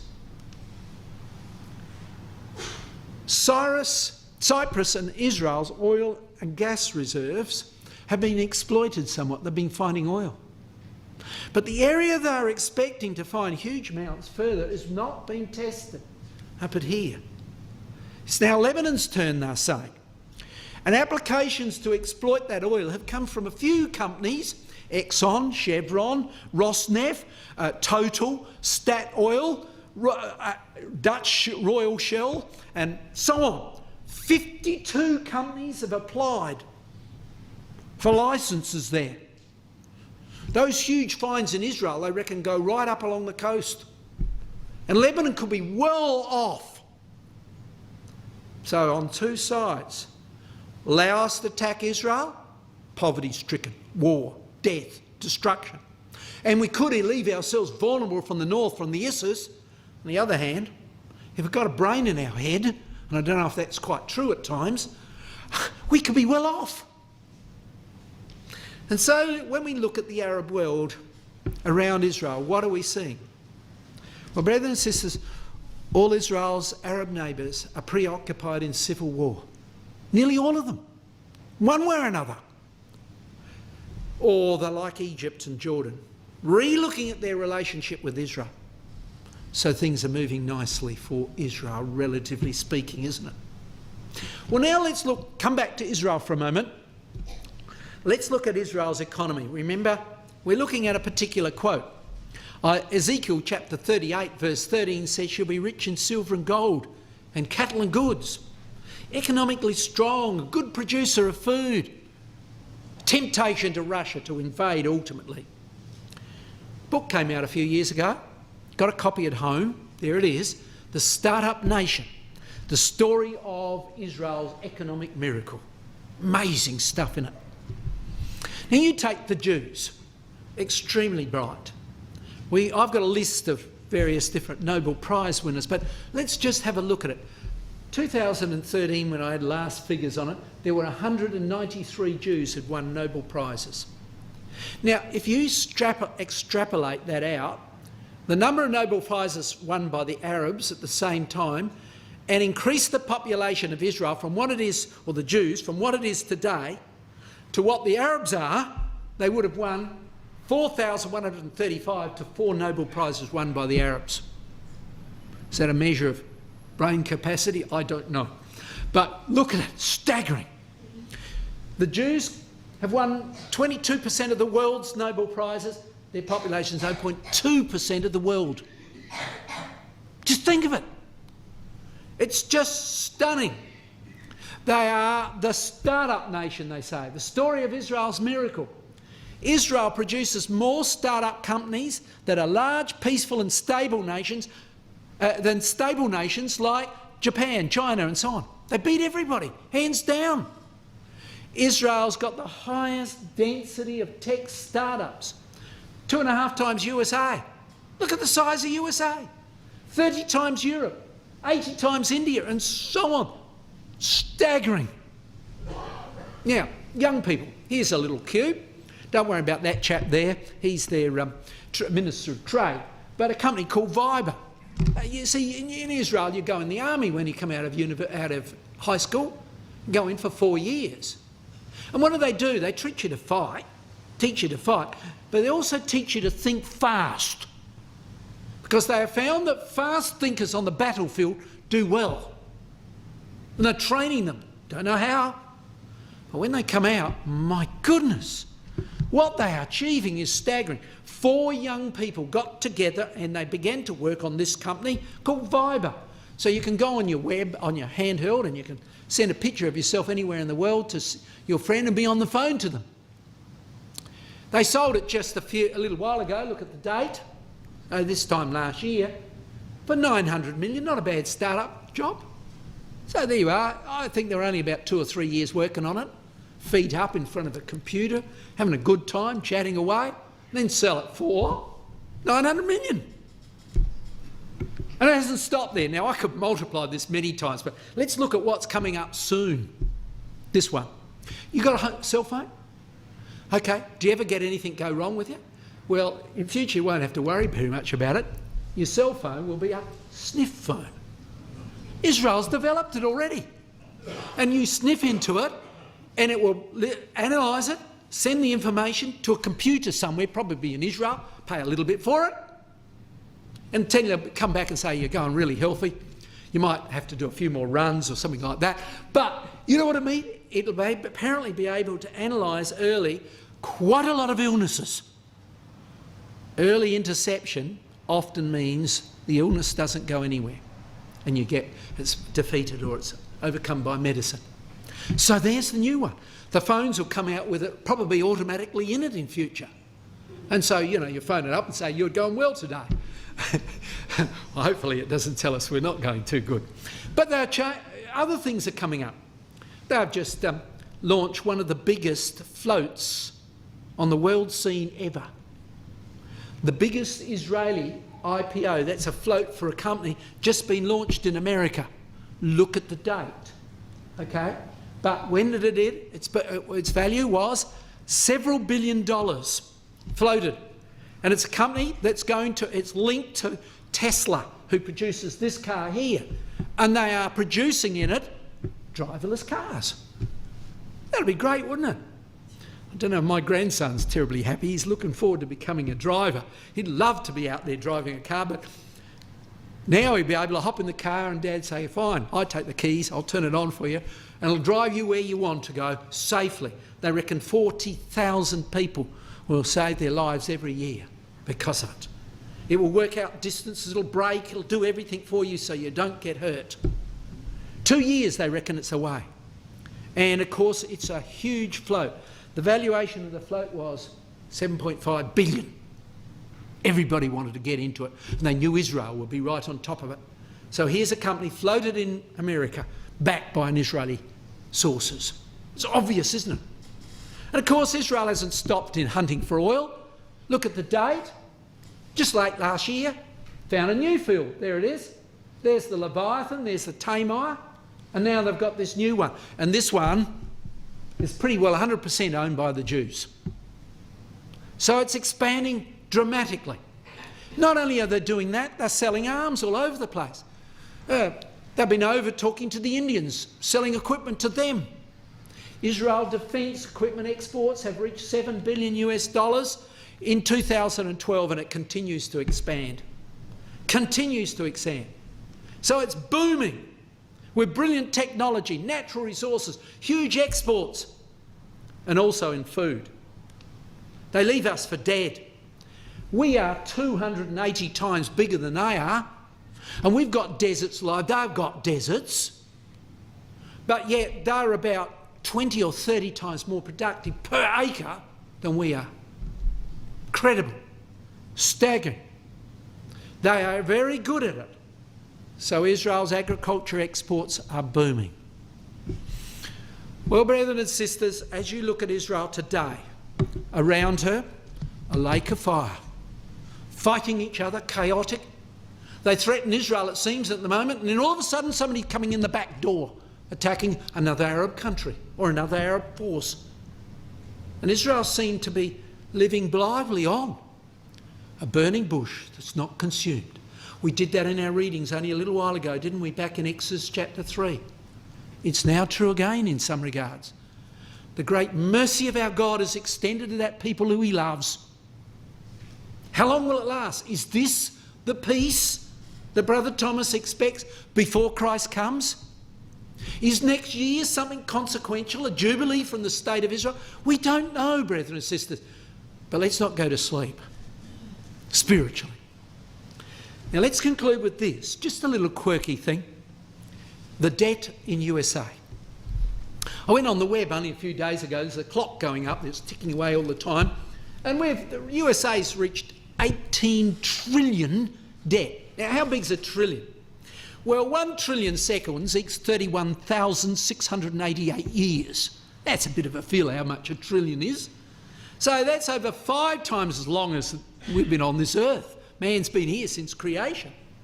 Huge time. That's counting every second. Every second. So if America paid it off at $18 a second. It would take 31,688 years to pay it off. They're in a mess.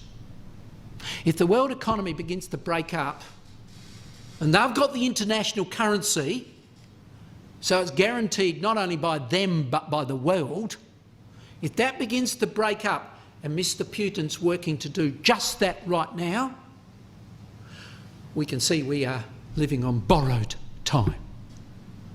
On borrowed time. And we're not much different here in Australia, are we? But we're dependent on the international currency as well as every other country. So, brethren and sisters, what about it? Let us not sleep as do others. Let us watch and be sober. Who do you watch first? Where do you watch first? Yes, the sign's important, but watch ourselves. How are we going with prayer, our daily readings, and our Bible classes? How are we walking in the truth? Are we sober in that which we do, or going worldly ways? Best thing, put on the breastplate of faith and love for a helmet and the hope of salvation. Time is short, brethren and sisters. I don't know how long it's going to be. You don't. But it sure looks like it could be any time. And so let us be very serious about the things that really do count. Our God, His Son, the Lord Jesus Christ, and His return from heaven. Thank you.